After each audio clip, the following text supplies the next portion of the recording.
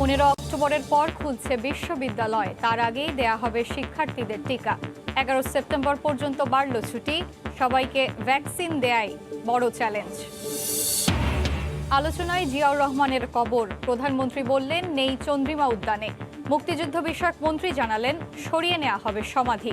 পাল্টা অবস্থান বিএনপির।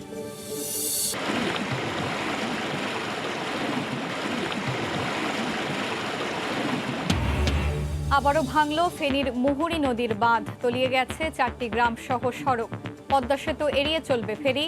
শরীয়তপুরের জাজিরা প্রান্তে মাঝিরকান্দি ঘাট প্রস্তুত। 2 দিনের মধ্যে পরীমনির জামিন আবেদনের শুনানি কেন নয়, ব্যাখ্যা চাইলেন হাইকোর্ট। দেরিতে শুনানির তারিখ নির্ধারণ নিয়ে প্রশ্ন। এবং কমছে করোনা, 2 মাসের মধ্যে সর্বনিম্ন মৃত্যু। ডেঙ্গু আক্রান্ত ও মৃতের বেশিরভাগই শিশু। হাসপাতালে যেতে দেরি করায় জটিল হচ্ছে পরিস্থিতি।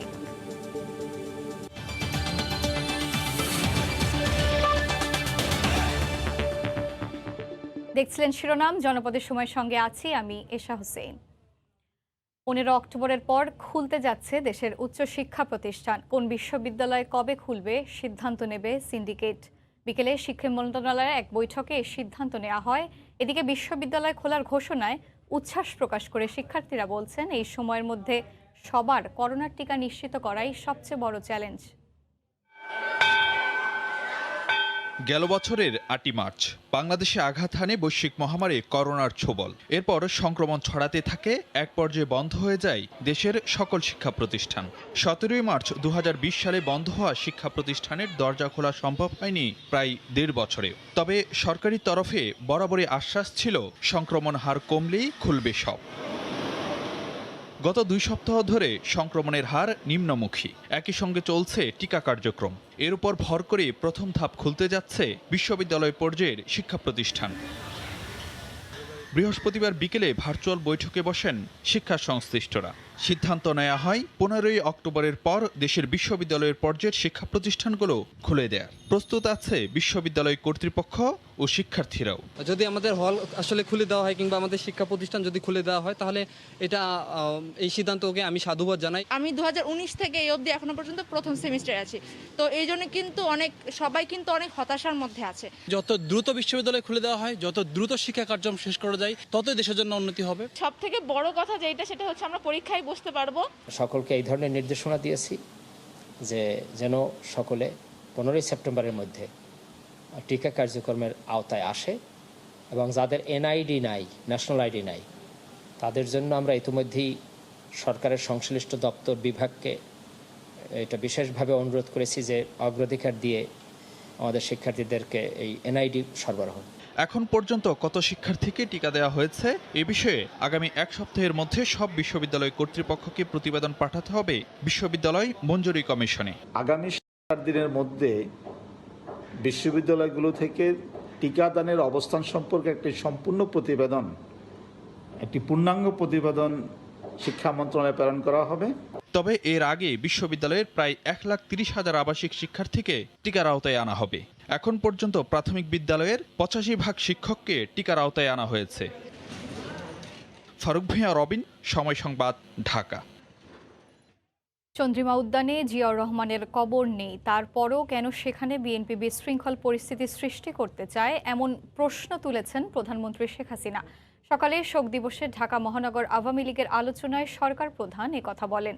15 আগস্টের হত্যাকাণ্ডের পর স্বাধীনতা বিরোধী চক্র দেশকে পাকিস্তানি কায়দায় গড়তে চেয়েছিল উল্লেখ করে প্রধানমন্ত্রী শেখ হাসিনা বলেছেন, তাদের চক্রান্ত আর কখনো বাস্তবায়ন হতে দেয়া হবে না।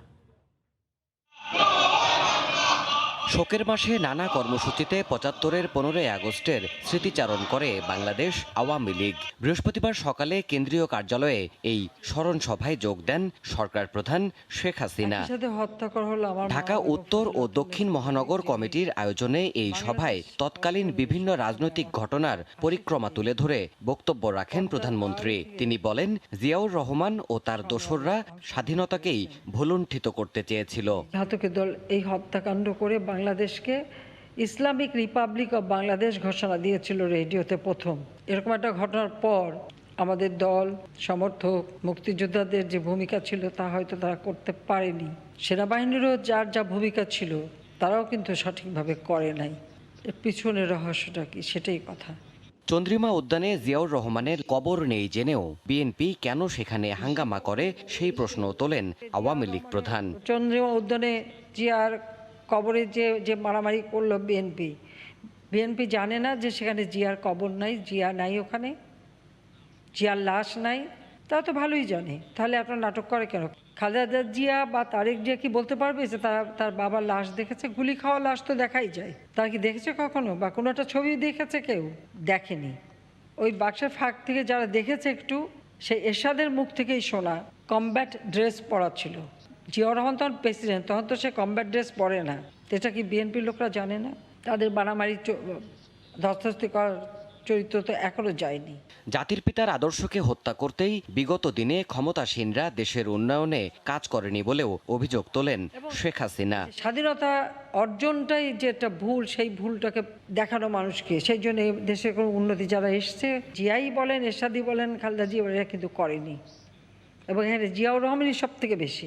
শত বাধা অতিক্রম করে মৃত্যু ভয়, আকাঙ্ক্ষা ও চাওয়া পাওয়ার ঊর্ধ্বে থেকে দেশের মানুষের পাশে থাকার দৃঢ় অঙ্গীকার করেন বঙ্গবন্ধু কন্যা। বাংলাদেশটাই আমার পরিবার, আমি সেইভাবেই বাংলাদেশের মানুষকে দেখি। দেবাশিস রায়, সময় সংবাদ, ঢাকা। এদিকে চন্দ্রিমা উদ্যান থেকে জিয়াউর রহমানের সমাধি সরিয়ে নেওয়া হবে বলে জানিয়েছেন মুক্তিযুদ্ধ বিষয়ক মন্ত্রী আ.ক.ম মোজাম্মেল হক। সেখানে জিয়াউর রহমানের লাশ নেই জেনেও তা নিয়ে বিএনপি মিথ্যাচার করছে বলেও মন্তব্য করেন তিনি। জিয়ার কবরের লাশ সেখানে দিয়েছে, এটা মিথ্যা কথা।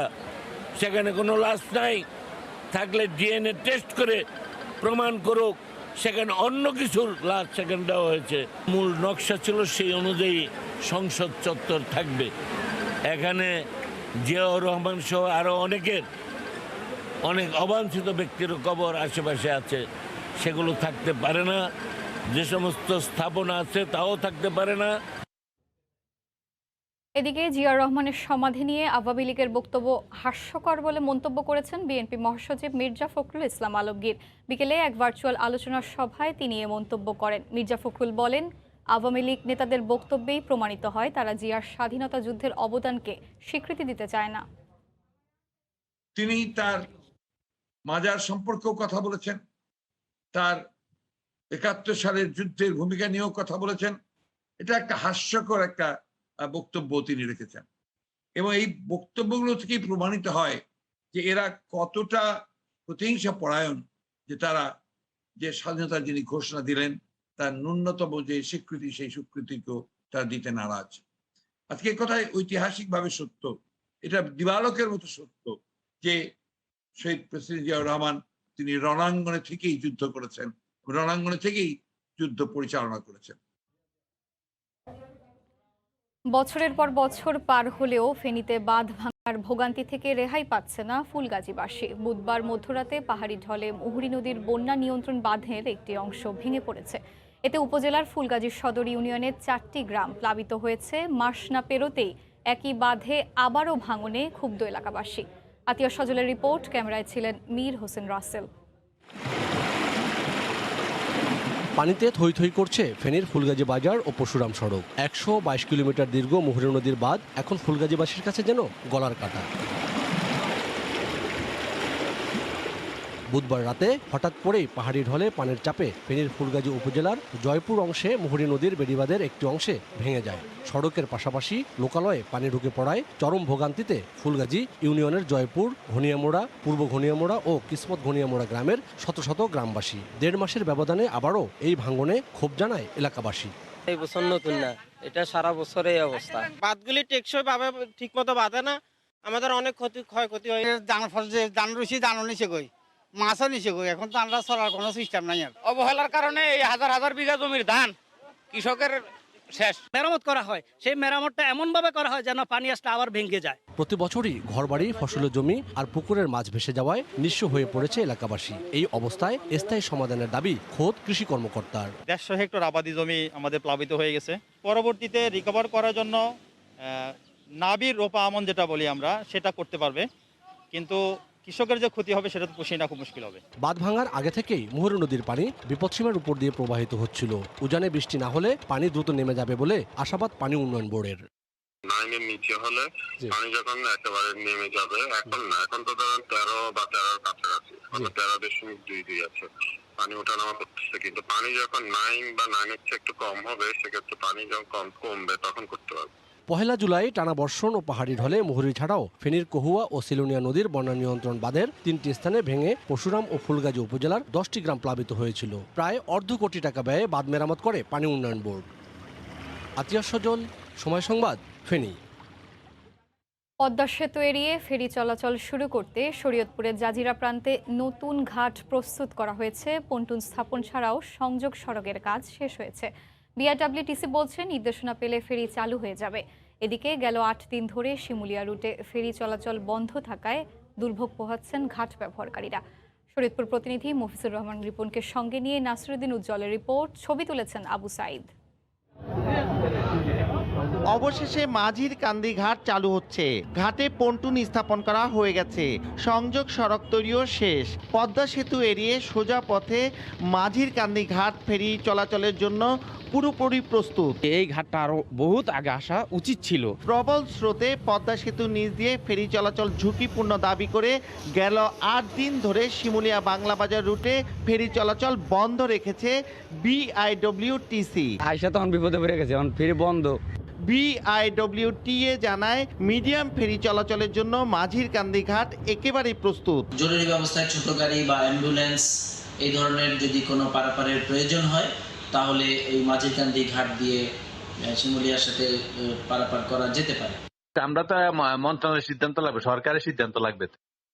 স্থানীয় প্রশাসন, যেটা পুলিশ এবং যে সকল কর্তৃপক্ষ আছে তাদের সঙ্গে কথাবার্তা হচ্ছে। তারা যদি সেইভাবে পজিটিভ রেজাল্ট এখানে পাওয়া যায় তাহলে শিমুলিয়া থেকে মাঝিকান্দি আমাদের এই ফেরি চলাচল পরীক্ষামূলক আমরা শুরু করে দিব। মাঝির কান্দি থেকে সড়ক পথে পদ্মা সেতুর জাজিরা পয়েন্টের দূরত্ব 5 কিলোমিটার। তবে সরু রাস্তার কারণে এই রুটে যানবাহন দক্ষিণাঞ্চল থেকে শুধু আসবে, আর ঢাকা থেকে মাঝির কান্দি ঘাট হয়ে কাজিরহাট দিয়ে 22 কিলোমিটার পথ ঘুরে যেতে হবে। শিমুলিয়া থেকে বাংলাবাজার ঘাটের দূরত্ব 11 কিলোমিটার, আর শিমুলিয়া থেকে নতুন এই ঘাটের দূরত্ব মাত্র 8 কিলোমিটার। শরীয়তপুরের মাঝির কান্দি থেকে নাসিরুদ্দিন উজ্জ্বল, সময় সংবাদ। জনপদের সময় আরও থাকছে। গুণভাগের ধাঁধায় ফেলে মোবাইল ব্যাংকিংয়ের পিন হাতিয়ে নিচ্ছে প্রতারকরা। লাখ লাখ টাকা লোপাট, অসচেতনতায় গ্রাহক পড়ছেন ফাঁদে। দেশে করোনায় মৃত্যু ও শনাক্তের হার এখন নিম্নমুখী। গত 2 মাসের মধ্যে আজ কোভিডের সর্বনিম্ন মৃত্যু হয়েছে। 24 ঘন্টায় মারা গেছেন 102 জন। শনাক্তের হার 13.77%। রিপোর্টার ও জেলা প্রতিনিধিদের পাঠানো তথ্য ছবি নিয়ে রিপোর্ট। আগের মতো হাসপাতালগুলোতে নেই করোনা রোগী নিয়ে স্বজনদের ছোটাছুটি। সহজেই মিলছে অক্সিজেন, তবে এখনও আইসিইউ সংকট রয়েই গেছে। 24 ঘন্টায় সর্বোচ্চ মারা গেছে ঢাকা বিভাগে 37 জন। করোনায় দ্বিতীয় সর্বোচ্চ 24 জন মারা গেছে চট্টগ্রাম বিভাগে। তাদের মধ্যে 7 জনই চট্টগ্রাম জেলার। শনাক্তের হার 15.38%। ডাক্তারদের পর্যবেক্ষণে আল্লাহর রহমতে আব্বা সুস্থ অনেকটাই, আলহামদুলিল্লাহ। রোগীর চাপ অনেকটা কমে গেছে, প্রতিদিন 50 থেকে 60 জন রোগী থাকে। 24 ঘন্টায় করোনায় সিলেট বিভাগে মারা গেছেন 13 জন। 1375টি নমুনা পরীক্ষায় শনাক্ত 181 জন। হটস্পট খুলনা বিভাগেও কমেছে করোনায় মৃত্যুর হার। মারা গেছেন 8 জন, নতুন করে আক্রান্ত হয়েছেন 297 জন। করোনায় বরিশালে 6 এবং রাজশাহী ও ময়মনসিংহ বিভাগে 5 জন করে মারা গেছেন। সাধারণ শয্যার সংকট না থাকলেও এখনও রয়েছে আইসিইউ সংকট। ভিতরে অক্সিজেনটা পরিমাণে আছে, অক্সিজেন স্বল্পতা নাই। হ্যাঁ, তাছাড়া ওভারঅল সবকিছু ভালো, অত্যন্ত ভালো চিকিৎসা হইতেছে এবং রোগীর ঝামেলা কম, অনেক ভিড় কম আছে। করোনা ইউনিটের অবস্থা এখন মোটামুটি ভালো, এখন সিট খালি আছে। এছাড়া 24 ঘন্টায় করোনায় রংপুর বিভাগে 4 জন মারা গেছেন। জেলার হাসপাতালগুলোতেও কমেছে রোগীর চাপ। আহসানুল করিম, সময় সংবাদ। চলতি বছর ডেঙ্গুতে প্রাণ হারানোদের প্রায় 30%ই শিশু, আর আক্রান্তের প্রায় 40%-এরই বয়স 1 থেকে 12-র মধ্যে। ঢাকা শিশু হাসপাতাল গেলেই বোঝা যায় শিশুদের জন্য কতটা মারাত্মক হয়ে উঠছে এডিসবাহী এই রোগ। একদিনে হাসপাতালে ভর্তি হয়েছেন 267 জন। ফারুক ভুঁইয়া রবিনের রিপোর্ট।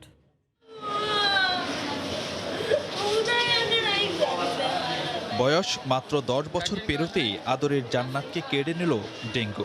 মায়ের কান্না আহাজারিতে ভারী তাই ঢাকা শিশু হাসপাতাল। অবস্থার অবনতিতে নেওয়া হয়েছিল আইসিইউতে, তবে শেষ পর্যন্ত হার মানতে হলো মৃত্যুর কাছে।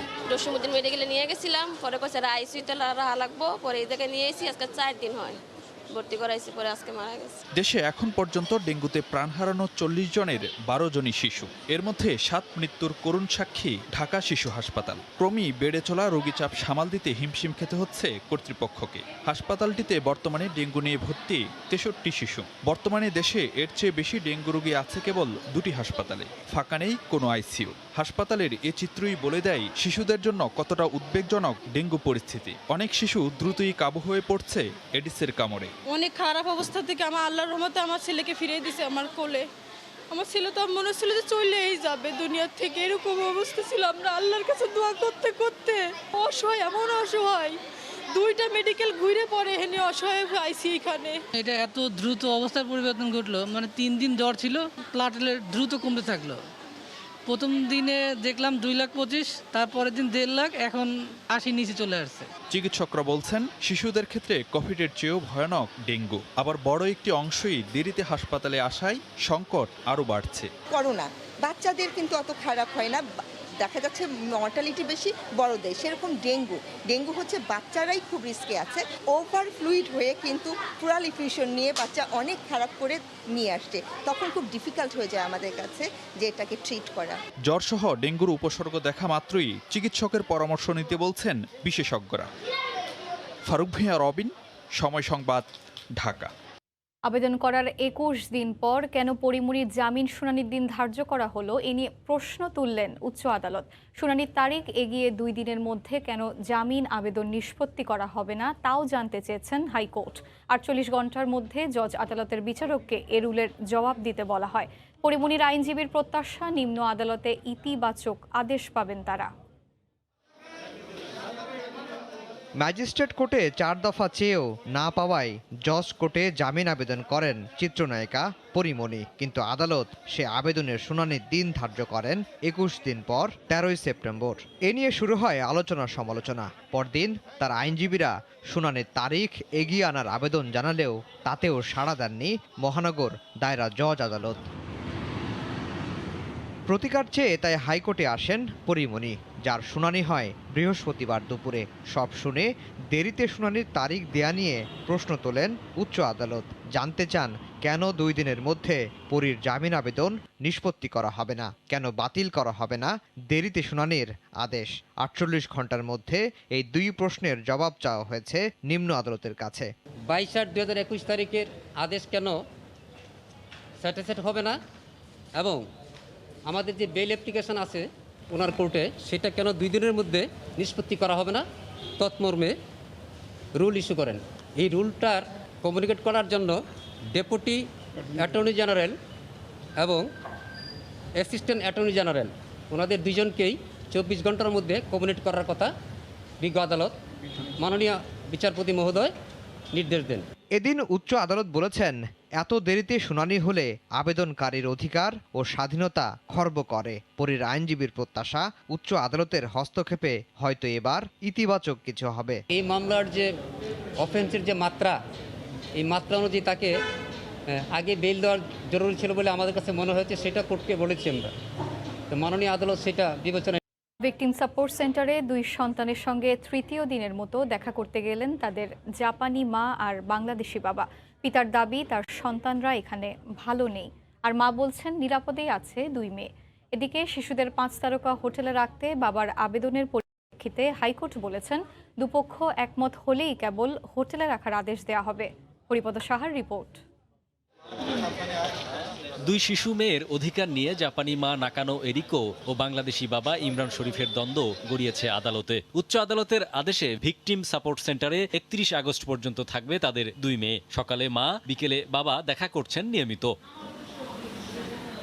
বৃহস্পতিবারও মেয়েদের সঙ্গে দেখা করতে আসেন বাবা ইমরান শরীফ। তার দাবি, ভিকটিম সাপোর্ট সেন্টারে কষ্টে আছেন সন্তানরা। সারাদিন কিছু খায়নি বলেছে, এখানে খুব কষ্ট হচ্ছে আমার বাচ্চাগুলো। রাস্তায় বসে থাকা বাচ্চার মতো খাচ্ছিল আমার মেয়েগুলো, খুব খিদা লেগেছিল বলেছে। তবে শিশুদের মা এরিকো বলেন, এটা 5 তারকা হোটেল না হলেও তারা নিরাপদে আছে। This is not 5-star hotel, sure, but at least this place is clean, safe.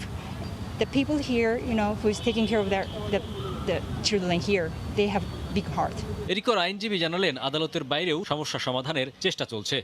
কোর্টের কাছে জিনিসটা বিচারাধীন আছে, সুতরাং কোনো ব্যক্তি আমি অথবা অন্য কোনো একটা কথা বললেই সেটা বাস্তবায়িত হবে না, সেটি পারস্পরিক এগ্রিমেন্টের দরকার। দুই পক্ষকে আলোচনা করে একমত পোষণ করতে হবে, সেই একমতের উদ্দেশ্যেই ফিজিক্যালি আমরা বসবো। জাপানের আদালতে ইমরান শরীফের স্ত্রী এরিকো বিবাহ বিচ্ছেদের আবেদন করলেও তা এখনো নিষ্পত্তি হয়নি। হরিপদ সাহা, সময় সংবাদ, ঢাকা। জনপদের সময় আরও থাকছে। কুয়াকাটা সমুদ্র সৈকত সহ বিভিন্ন উপকূলে ভেসে আসছে মৃত ডলফিন তিমি। মৃত্যুর কারণ জানতে চট্টগ্রামে প্রথমবারের মতো ডলফিনের ময়নাতদন্ত। কাস্টমার কেয়ারের ফোন নম্বরের সঙ্গে গুণ দিতে বলা হয় পাসওয়ার্ড। গুণফল জানতে চাওয়া হয় টার্গেট ব্যক্তির কাছে, পরে গুণফলকে ভাগ দেওয়া হয় কাস্টমার কেয়ারের নম্বর দিয়ে, বেরিয়ে আসে পাসওয়ার্ড। আর এভাবেই মোবাইল ব্যাংকিংয়ের অ্যাকাউন্ট থেকে লাখ লাখ টাকা হাতিয়ে নেয় একটি চক্র। বুলবুল রেজার রিপোর্ট। মোবাইল ব্যাংকিং সেবাদানকারী বিভিন্ন প্রতিষ্ঠানের এজেন্টদের দোকানে লেনদেন করতে আসা গ্রাহকদের নিবন্ধন বইয়ে মোবাইল নম্বর লিখতে হয়। সেখানে ওত পেতে থাকা প্রতারকদের একটি অংশ কৌশলে ছবি তুলে নেয় বইয়ের। সেই ছবি পাঠিয়ে দেওয়া হয় চক্রের অন্য সদস্যদের কাছে। পরে তারা ভুয়া কর্মকর্তা সেজে ফোন করেন গ্রাহকদের। আমার পিনকোডটা মনে হয় নিয়ে গেছে, এর মাধ্যমে সে আমাকে সারাক্ষণ ব্যস্ত রাখে। মোট 45,900 টাকার মতো সে আমার থেকে নিয়ে গেছে। কাস্টমার কেয়ারের নম্বরের সঙ্গে পাসওয়ার্ড গুণ করার কথা বলা হয়। পরে গুণফলটি জানতে চায় প্রতারক চক্র। গুণফল পাওয়ার পর কাস্টমার কেয়ারের নম্বর দিয়ে ভাগ দিলেই বেরিয়ে আসে পাসওয়ার্ড। অ্যাকাউন্টের নিয়ন্ত্রণ চলে যায় প্রতারকের কাছে। ফরিদপুরের ভাঙ্গা ও মধুখালী উপজেলা, রাজবাড়ীর বালিয়াকান্দি এবং মাগুরার শ্রীপুর উপজেলার কিছু গ্রামের অধিবাসীর পেশায় বিভিন্ন মোবাইল ব্যাংকিং সেবাদানকারী প্রতিষ্ঠানের কর্মকর্তা সেজে প্রতারণা করা। মাগুরার শ্রীপুরে অভিযান চালিয়ে পুলিশ গ্রেফতার করেছে 2 প্রতারককে। গ্রাহকের 45 লাখ টাকা হাতিয়ে নেয়ার কথা স্বীকার করেছে তারা। অ্যাকাউন্ট হোল্ডার যদি ওটিপিটা হ্যাকারকে দিয়ে দেয়, তো সেই ক্ষেত্রে কন্ট্রোলটা হ্যাকারের কাছেও চলে যায়। তখন ওই অ্যাকাউন্টে যে টাকাটা থাকে সেটা তারা অন্য কোনো অ্যাকাউন্টে, হ্যাকাররা অন্য কোনো অ্যাকাউন্টে ট্রান্সফার করে ওর অ্যাকাউন্টে জিরো করে ফেলে। কর্মকর্তা সেজে কোনো গ্রাহককে ফোন দিয়ে গুণ ভাগের কথা বললেই বুঝতে হবে প্রতারক। বিষয়টিকে এড়িয়ে যাওয়ার পরামর্শ পুলিশের।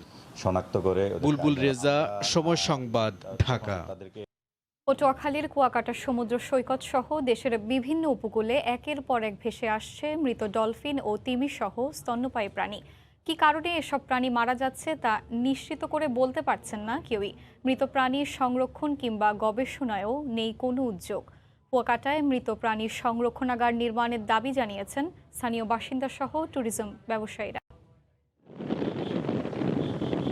কুয়াকাটা সমুদ্র সৈকতের বিভিন্ন পয়েন্টে গত বছর থেকে এ বছরের আগস্ট পর্যন্ত 12টি মৃত ডলফিন ও একটি তিমি ভেসে আসে। বেশিরভাগ মৃত প্রাণীর শরীরে আঘাতের চিহ্ন দেখতে পেয়েছেন স্থানীয়রা। আমাদের জালে যদি 2-1টা ডলফিন বাজে, আমরা এগুলো দেখলে ছাড়াই। ভারতের ট্রলার ওরা আসে, ওরা ওই বাধা টানে, ঠিক আছে, ওর ভিতরে ঢুকিয়া ওর ভিতরে ডলফিন মাছ মারা যায়। যদি পানির কোয়ালিটি খারাপ হয় সেক্ষেত্রেও মারা যেতে পারে। আর হলো যদি কোনো টক্সিক, কোনো বিষাক্ততার কারণে মারা যেতে পারে।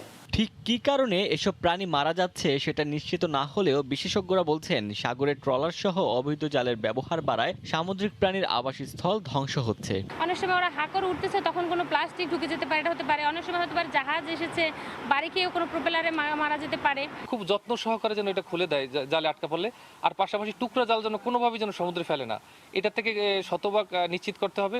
2020 সালে 6টি মৃত ডলফিন, একটি মৃত তিমি এবং এ বছরের আগস্ট পর্যন্ত 6টি মৃত ডলফিন ভেসে আসে কুয়াকাটা সমুদ্র সৈকতের বিভিন্ন পয়েন্টে। সময় সংবাদ, পটুয়াখালী। জনপদের সময়। মৃত্যুর কারণ নিশ্চিত করা সহ 5টি তথ্য সংগ্রহে চট্টগ্রামে প্রথমবারের মতো ময়নাতদন্ত করা হয়েছে একটি ডলফিনের। হালদা নদী থেকে মৃত অবস্থায় উদ্ধার করা ডলফিনটির ময়নাতদন্তে অংশ নেন বিশ্ববিদ্যালয়ের শিক্ষক সহ 14 সদস্যের চিকিৎসক দল। বিপন্ন এ প্রাণীর বিলুপ্তি ঠেকাতে সংগ্রহ করা তথ্য কাজে লাগানো হবে। শাখা টিপুর ক্যামেরায় বিস্তারিত জানাচ্ছেন কমল দে। গত 1 আগস্ট নগরীর হামিদচর এলাকা থেকে পাওয়া গিয়েছিল মৃত এই প্রাণীটিকে। এবার মৃত্যুর কারণ সহ 5টি তথ্য নিশ্চিত হতে আয়োজন এই ময়নাতদন্তের। ঠোঁটের মধ্যে জাল পেঁচে যায়, তখন শ্বাসকষ্ট হয়ে মারা যায়, এটা একটা কারণ হতে পারে। দ্বিতীয়ত কারণ যে এটা কোনো জীবাণু দ্বারা কোনো ইনফেকশন কিনা। 3 নম্বর হচ্ছে কোনো রোগ দ্বারা এটা মারা গেল কিনা। ময়নাতদন্তের আগে পুরো ডলফিনটিকে পর্যবেক্ষণ এবং করা হয় এক্স-রে। এক পরিসংখ্যানে দেখা গেছে 2017 সালের সেপ্টেম্বর মাস থেকে শুরু হয় হালদা নদী এবং তার আশপাশ থেকে মৃত ডলফিন উদ্ধার হওয়া। সবশেষ গত 4 বছরে হালদা নদী থেকে 29টি এবং কর্ণফুলী নদী থেকে আরও 2টি মৃত ডলফিন উদ্ধার করা হয়। পোস্টমর্টেম করলে এখানে যে অর্গান যেগুলো পাবো, এটা আমরা পরবর্তী ছাত্রদেরকে বিভিন্ন ল্যাবে আমরা তাদের প্রশিক্ষণ দিতে পারবো। গাঙ্গেয় এই ডলফিন প্রজাতিকে বিশ্বের বিপন্ন প্রাণীর তালিকায় প্রথম সারিতেই রাখা হয়েছে। পুরো পৃথিবীতে এই ধরনের 1200 থেকে 1800 ডলফিন রয়েছে বলে ধারণা করা হয়। আর চট্টগ্রামের হালদার পাশাপাশি কর্ণফুলী এবং সাঙ্গু নদীতে এই ধরনের ডলফিন দেখা যায়। কমল দে, সময় সংবাদ, চট্টগ্রাম। আফগানিস্তানে আটকে পড়া বাংলাদেশি নাগরিকদের নিরাপদে দেশে ফিরিয়ে আনতে প্রক্রিয়া চলমান বলে আবারও আশ্বাস দিয়েছেন পররাষ্ট্রমন্ত্রী ডক্টর আব্দুল মোমেন। সন্ধ্যায় পররাষ্ট্র ভবনে এক সংবাদ সম্মেলনে তিনি কথা জানান।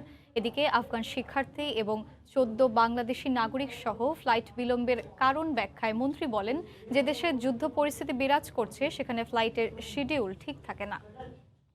আমরা ঐতিহাসিকভাবে জানি যে ব্রেকের অনেক লোক ওখানে কাজ করে, তো সেইটার জন্য আমরা তাদের প্রায় 6 সপ্তাহ আগে ওয়ার্নিং দিয়েছি। ওয়ার্নিং না, আমরা তাদের বলেছি যে দেখেন এরকম আপনারা একটু সাবধান হন, নিরাপদে নিয়ে আসেন, এবং তাই হইল। এবং তারপরে আমরা আবার তখন ওনারা বলছেন যে না, আমরা we took care of it. আমরা সব জায়গাতে সব বাঙালি সবসময় নিয়ে আসি। জানিয়ে দিচ্ছি জনপদের সময় শিরোনামগুলো। 15 অক্টোবরের পর খুলছে বিশ্ববিদ্যালয়, তার আগেই দেয়া হবে শিক্ষার্থীদের টিকা। 11 সেপ্টেম্বর পর্যন্ত বাড়ল ছুটি, সবাইকে ভ্যাকসিন দেয়াই বড় চ্যালেঞ্জ। আলোচনায় জিয়াউর রহমানের কবর, প্রধানমন্ত্রী বললেন নেই চন্দ্রিমা উদ্যানে। মুক্তিযুদ্ধ বিষয়ক মন্ত্রী জানালেন সরিয়ে নেওয়া হবে সমাধি, পাল্টা অবস্থান বিএনপির।